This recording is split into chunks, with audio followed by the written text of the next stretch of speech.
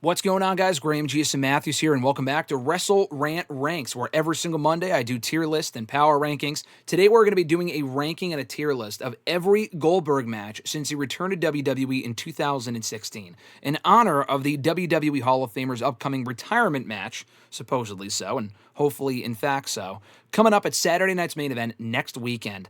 It was actually also the anniversary, or will be the anniversary, of when he beat Hulk Hogan for the WCW World Heavyweight Championship on Nitro this coming Sunday, actually, July 6th, I believe. So it's a bit of a, Goldberg vibe going on right now in WWE. And I know we've done a lot of extensive lists here on the channel dating back to the beginning of the year when we first started doing this series.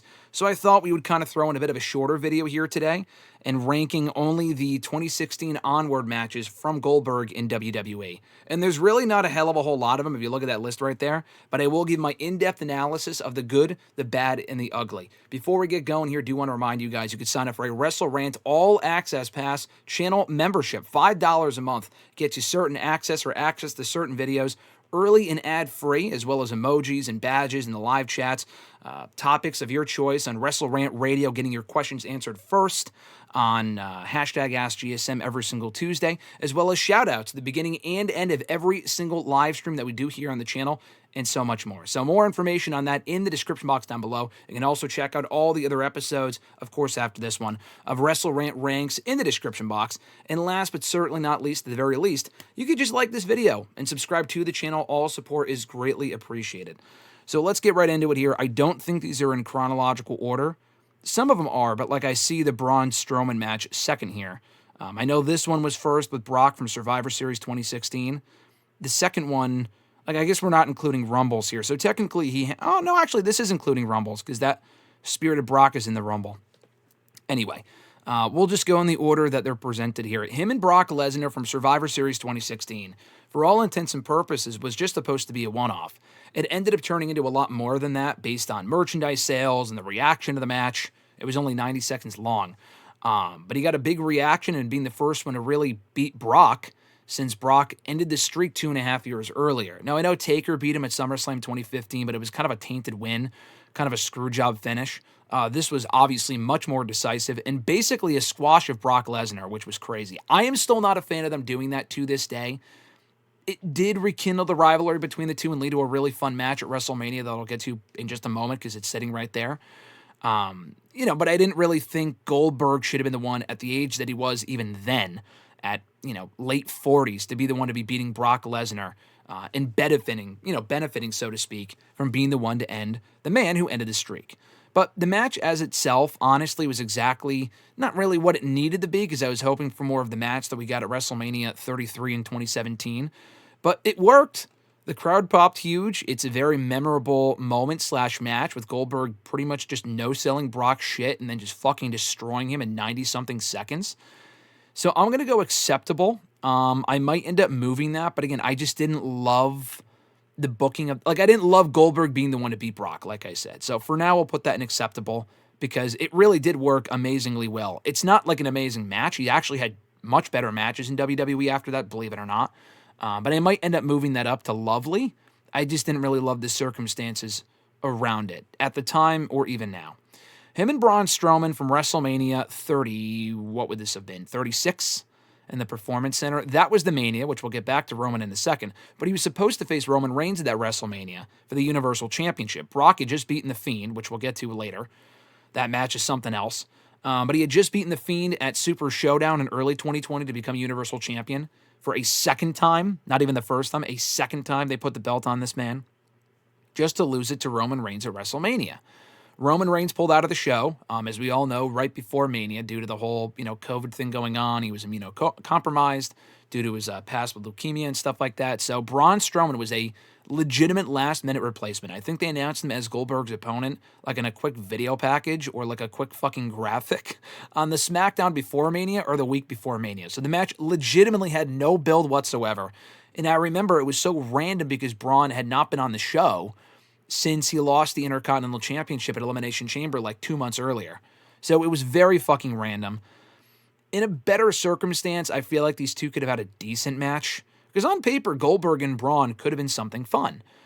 In the end, it really was not all that good at all. We got two very, very short world championship matches at that, no attendance Mania that had some its fair share of fun moments, actually, both in the building and the cinematic wise with the Firefly Funhouse match and the Boneyard match and whatever. Goldberg and Braun was not among those matches. I think Brock versus Drew on night 2 was much better booked. I think this was night 1. It could have been night 2, but I'm pretty sure it was night 1. I don't even remember. It wasn't terrible, but I'm going to put it at bearable because it was like, it could have been more than what it was. I know there were no fans there, so that really took away from the atmosphere of the matchup. Like, if this match with Brock and Goldberg happened in front of no fans, obviously it would have happened. It wouldn't have been nearly as good as it was. But even if you put in the fans, Goldberg and Braun had been booked that exact same way as it was at WrestleMania 36, would not have been all that great. So I'm going to put that at bearable for now. And again, these are subject to change if I see that they're worth moving. Brock and Goldberg from WrestleMania 33, I make no bones about it. It is an amazing match. That is easily Goldberg's best match since he returned to WWE in 2016. It might be his best match in WWE, period. Because what other ones would come to mind? The Rock match from Backlash. That's a great match from Backlash 2003. The Triple H matches I wasn't really a fan of. The last Brock match, not even Survivor Series 2016, but the one at WrestleMania 20, Goldberg's original swan song, the first time he quote-unquote retired, was fucking terrible. That match was not good at all. So the one at WrestleMania 33, they had a chance to redeem themselves, 13 years later, and it was far better than any of their other encounters by a wide margin. It was a lot of fun. It was like a 4 or 5 minute sprint. Goldberg got all of his shit in. Brock kicked out. I thought Goldberg might retain, to be honest with you, but thankfully Brock went over in the end, kicking off his year and a half long reign as Universal Champion, where he didn't really defend the championship at all. Kind of a waste of time. But the match itself was great, and I really enjoyed their chemistry on that show. That's exactly the type of match they should have had 13 years earlier, had the circumstances not been what they were. And honestly, it would have been cool if Goldberg again had his swan song against Brock and not come back in 2019. Now, we did get some other good matches, some really bad fucking matches, but it would have been nice had they just left well enough alone and had him retire after this match, and he did not come back. But he did 2 years later. But anyway, this is easily in the best category. I think that match is great, short, sweet, straight to the point. It's a lot of fun. Him and Dolph from SummerSlam 2019, a match a lot of people probably don't remember. So this was coming off of the Undertaker match that we'll get to. And honestly, for both guys, like, that match legitimately was so fucking bad at Super Showdown 2019 that WWE not only had one of them, but both of them come back on almost no notice to redeem themselves in much better matches. Like, I think they both wanted it, and WWE also wanted it to erase the sour taste that people had left in their mouths following that catastrophic contest at Super Showdown 2019. Like, seriously, Taker had come back at Extreme Rules like a month later, the team with Roman Reigns in a very random match with Shane McMahon and Drew McIntyre. That was a very good match. And then Goldberg, they ushered back in to answer an open challenge from Dolph. And it looked like Dolph was going to face The Miz or Shawn Michaels. That was never going to fucking happen. But Goldberg stepped up. He squashed Dolph at SummerSlam in a match that was exactly what it needed to be. And then again, Goldberg came back when he didn't really need to a couple of months later. This kind of proved that, okay, he still has it. He can be booked like an attraction. And then they put the fucking belt on him for no reason. That was dumb. But the match as it was, I think the booking of it was perfect. Him booking or beating Dolph, and Dolph was the perfect person for it because Dolph meant nothing at this point. Dolph's got credibility. I like the guy, great wrestler. But for him to get squashed by Goldberg even then didn't really make much of a difference for Dolph because the guy was already a jobber to the stars anyway. So no one really gave a shit. And he sold that spear perfectly. It was a fun squash. The crowd ate it up. I thought that match was really perfect for what it needed to be. So Goldberg, again, going all over the timeline here, in 2021, randomly emerged, which has happened a lot actually, to challenge Drew McIntyre for the WWE Championship at the Royal Rumble. The setup for this match was so weird because it looked like he was actually going to come back to face Randy Orton, who was doing the whole Legend Killer bit again in late 2020. And he actually came back on Legends Night, did Goldberg, even after Orton disrespected all of those legends. Instead, he came back to confront not Orton, which would have been a fresh match, but rather Drew. And he accused Drew of disrespecting all of these legends. And then Drew had COVID, so he wasn't really on Raw to promote the match. It was very random. It really just happened to give Drew someone to beat at the Royal Rumble. And thankfully, Goldberg did not win the fucking belt. That would have been terrible. A perfectly fine match. I'll probably put this in the acceptable category. I think the Brock match is obviously more memorable. The Drew match, no one will go back and watch, especially since there are no fans in attendance, like actual fans. They had the fucking screens in the Thunderdome there, but fans in the building, like again, under better circumstances, could have been a better bout. But for what it was, perfectly fine. And exactly what it needed to be. A short, quick sprint. Drew goes over decisively. Nice endorsement of a win for him as WWE Champion. And we move on. Him and Kevin Owens from Fastlane 2017. This was coming off his impressive performance at Survivor Series against Brock and beating him in 90 seconds in 2016. So he was in the Rumble, didn't win the Rumble. I guess we'll just include that now. He was barely in the Rumble, so I don't really know where to even put this. I'll probably put it above the Braun match because the Braun match has no replay value. At least he was in the Rumble, did his spot, eliminated Brock, and then left. I think that was the only Rumble he's done since being back in WWE for the last near decade. I'll put that above the Braun match. But anyway, so he beats Brock at Survivor Series 2016. He's in the Rumble, and he wants, like, after beating Brock, he's like, I want championship gold. And then he's in the Rumble, eliminates Brock again, and then, again, randomly just challenges Kevin Owens for the Universal Championship. So he said, okay, I'm not winning the Rumble, but I'll just go ahead and challenge for the championship anyway. Okay. So they do that match at Fastlane. They were originally going to do, and this has been confirmed by Owens and Jericho and other people, Owens and Jericho for the Universal Championship at WrestleMania, because that was the hot feud at the time. They wanted to transition the title to Goldberg and Brock instead, which was completely unnecessary. They did have that amazing match at Mania, but Brock, like I said, the problem with that match was that you then had the fucking belt on the guy. And that gave us some decent match, like the Samoa Joe match during that Brock run was amazing. The Braun match, not so much, but like the Fatal 4-Way at the Royal Rumble or SummerSlam was great. We got a Finn Balor match out of it, which was cool. Some really good Brock matches during that run, but he should not have been champion for as long as he was, considering that he was barely fucking around. That's my point. So anyway, they should have not put the belt on Brock. At 33, they should not have put the belt on Goldberg. That match could have worked just as well as a grudge match at WrestleMania. Nonetheless, the match between Goldberg and Owens was, again, 90 seconds. I don't think it was even as long as the Brock match, because what would that say about Brock if he lasted longer or didn't last as long as Kevin Owens? And I love Kevin Owens, but Brock was booked a hell of a lot more stronger than Owens was at that point. So I think Goldberg beat him even quicker. I'm not a fan of this. I mean, it's not... The booking decision was understandable. In the situation, I wasn't really thrilled with. But, I mean, he's had far worse matches, which I'll get to here in a moment. But I'll probably put this at bearable. I'll put this above the Braun match, but below the Rumble. The Rumble had just a much more energetic sprint to it, where he was in, eliminated Brock. I think he got tossed out by Taker, if I'm not mistaken. But yeah, I'll put that at bearable. The Fiend match, you guys already know. That match was fucking terrible.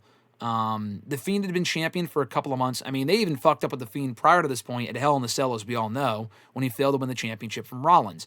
They did end up putting the belt on him, not too late, like he was still a hot hand at that point, but then whatever momentum he did have, they killed it dead.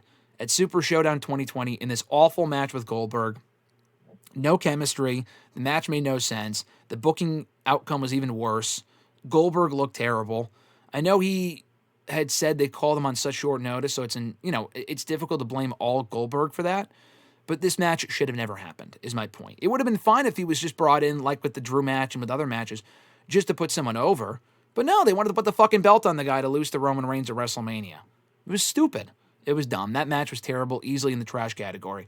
Honestly, not as bad as the Undertaker match. The Undertaker match was even worse because one of them could have fucking died. I think Goldberg was concussed even before he walked out there in Saudi Arabia at Super Showdown 2019 because he fucking banged his head into the door as he normally does. What a dumb thing to do, especially at that age.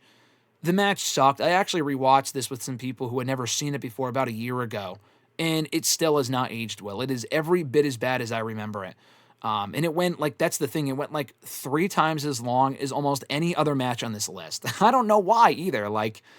They put it as the main event for some reason. This is when they were really just doing anything on these shows just to get people to, buy tickets and do whatever that they could to appease the Saudi king, the Saudi government, whatever. This was easily Goldberg's worst match since coming back, and one of the worst matches, period, I've seen in the last decade. I mean, this shit was just embarrassing, unfortunately. And Taker looked no better, by the way. The Bobby Lashley match was also bad. I was at this show, SummerSlam 2021 for the WWE title. Again, would have been totally fun if they just brought in Goldberg to lose to Bobby, and then we move on. But no, they had to have him. Like, he did lose. He didn't win, thankfully. That would have been terrible. But they did this dumb DQ finish, like a non-finish, and his son got involved, and Bobby beat up the son, which was great. That was better than anything that happened during the actual match, which honestly I kind of blocked out of my mind.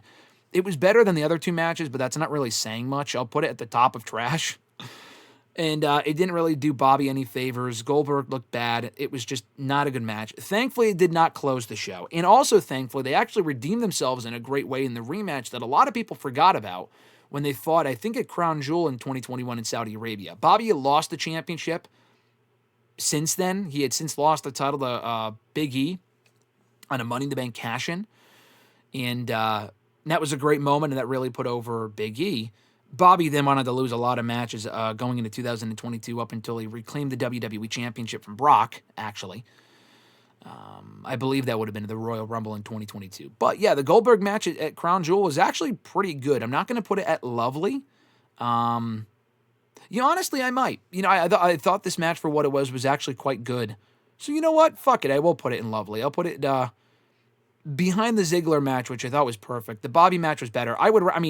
People really like that Brock Goldberg thing. I just hate the fucking outcome. And he also beat Bobby here. He beat Bobby here, and, I wasn't really a fan of that, but it made sense for Goldberg to fight for his family. And I think he also said, like, he will kill Bobby Lashley going into that match. I don't know why he would fucking say that if he wasn't going to deliver on it, nor should he have. I'm not saying that. I'm just saying I'm not really sure why he would say that in a wrestling promo. But anyway, the match was actually fun and a lot better than people give it credit for. Last one here, him and Roman Reigns, his last televised match to date before the Gunther match, which hope to God it goes well.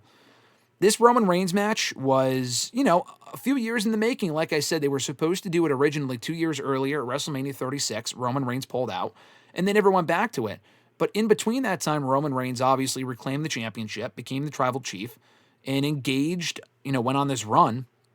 Embarked, that's the word I'm looking for, embarked on this historic run for the next 3.5, 4 years. And one of the matches that they never got to do prior to him becoming champion was him and Goldberg, because that was the WrestleMania match that we were kind of quote-unquote robbed of. How good that match would have been, I don't know. But they did run it back. They did have their match finally at Crown Jewel in 2022. I was really happy they actually went back to this match just to give Roman Reigns his win. Had Goldberg won, that would have been awful, obviously. Thankfully, that did not happen. The match was fine. This was another situation where Goldberg complained later on they called him too late. The match could have been better had he been given more advance notice. That was just Vince McMahon's way of doing things. At least now with the match coming up this summer, he's had many, many, many, many months to prepare for this match and get in ring shape and get physically ready and whatnot. But yeah, this match was fun. I remember liking it, like not loving it, but liking it. I'll probably put it below the Drew match. Honestly, it might end up being better than the Drew match. I haven't watched them both back-to-back in a while. If I did, I would not be wasting more than 10 minutes of my time because both matches combined probably do not exceed 10 minutes.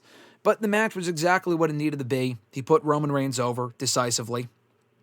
Goldberg said in interviews, which is why he's having this match coming up in a few weeks, he did not want his last match to be that one because he wasn't happy with his performance. He had to fucking lose. I'm not really sure if he wants to win on his way out. That would be awful. Hope to God that's not the case. All the meltdown here on the channel, if that happens, you guys will be in for some entertaining content for sure. But, I thought the match was honestly fun. Like, if he had ended his career on any of these 3 matches in the trash category, I would be saying, okay, I get it. Like, you want to come back and redeem yourself because those matches were terrible. But the Roman Reigns match wasn't great, but it was decent enough. And it was exactly, like I said, what it needed to be. So I kind of like how this list shaped out here. I did not do this on purpose, but subconsciously I kind of like when it's even, like 1 and then 2 and then 3, 3, 3. Just aesthetically, it looks great. But anyway, here is my tier list of every Goldberg match since he returned in 2016. From worst to best, starting with the trash category. Also, by the way, forgot to shout them out earlier. Thank you to @TheNoCell1 for putting this together on tierlistmaker.com. I'll include the link in the description box if you want to fill it out for yourself. But again, thank you to @TheNoCell1 on Twitter for putting this together. Anyway, every Goldberg match since 2016 ranked from worst to best by yours truly. Starting with him and Undertaker, Super Showdown 2029. Garbage. Him and The Fiend, Bray Wyatt at Super Showdown 2020, also awful. Him against Bobby Lashley, SummerSlam 2021 for the WWE Championship. Now onto the bearable category. Him and Braun Strowman, WrestleMania 36 for the Universal Championship. I think night 1, but I could be wrong about that. Him against Kevin Owens at Fastlane 2017 for the Universal Championship. His short-lived performance in the Royal Rumble match in 2017. On to acceptable now. Roman Reigns, not Super Showdown, but rather Elimination Chamber 2022. I think that actually opened this show, if I'm not mistaken. Maybe not, but I know it wasn't the main event. Drew McIntyre, Royal Rumble 2021 for the WWE Championship. Him and Brock Lesnar, his first bout back at Survivor Series 2016. Now on to Lovely. Goldberg and Bobby Lashley, the rematch at Crown Jewel 2021. I think it was a street fight or a hardcore match, no DQ, what have you. No holds barred, maybe. Then him and Dolph at SummerSlam 2019. And then last but certainly not least, the best, him and Brock once more at WrestleMania 33 for the Universal Championship. That is my definitive list. I'm happy with that list. I'm going to leave it as is.